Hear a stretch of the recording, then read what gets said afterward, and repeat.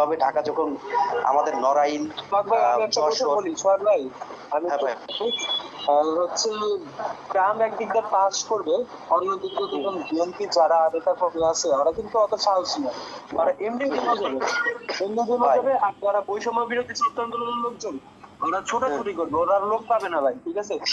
আমাদের জন্য প্রধান শত্রু হয়ে দাঁড়াবে কিন্তু জামাত শিবির, হিজবুত তাহিদ, ওরা কিন্তু আমাদের অনেক লোককে মারার ওই কুত্তার বাচ্চাদের এই বাংলার মাটিতে কোনো ঠাঁই নেই, বঙ্গবন্ধু সোনার বাংলাদেশে কোনো ঠাঁই নেই, এই দেশে তাদের কোনো স্থান নেই, এই দেশে তাদের কোনো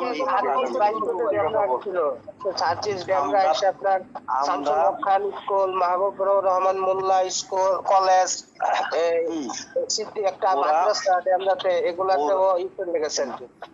ওরা আমাদের ভাই, আমরা তার দ্বিগুণ রিটার্ন ফেরত দেওয়ার জন্য প্রস্তুত, দিয়ে দেবো তাদেরকে। আমার ভাই কাউকে আমরা ছাড়বো না, আমাদের এগেনিস্টে যারা গেছে কোনো কুত্তার বাচ্চারে আমরা ছাড়বো না, এটা আমাদের এক লাউড এন্ড ক্লিয়ার।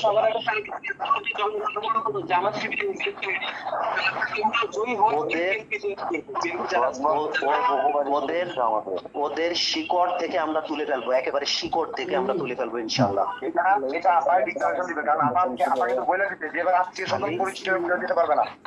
আমাদের কোন রকমের ওই আত্মীয় স্বজন কেউ কোন রকমের কোন ছাড় নেই, আমার আপন ভাই হলেও তাকে ছাড় নেই, এটি হলো একেবারে স্পষ্ট কথা।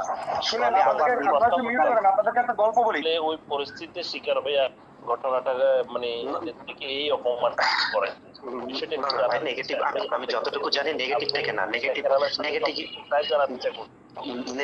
থেকে না ভাই, তার সম্পর্কে এখনো পজিটিভ। কারণ উনি যদি বিট্রেই করতো তাহলে উনি অস্ত্র ঠেকিয়ে ওনাকে পদত্যাগ করাতে বাধ্য করতো, অস্ত্র ঠেকিয়ে, কারণ যেটা হয় সচরাচর।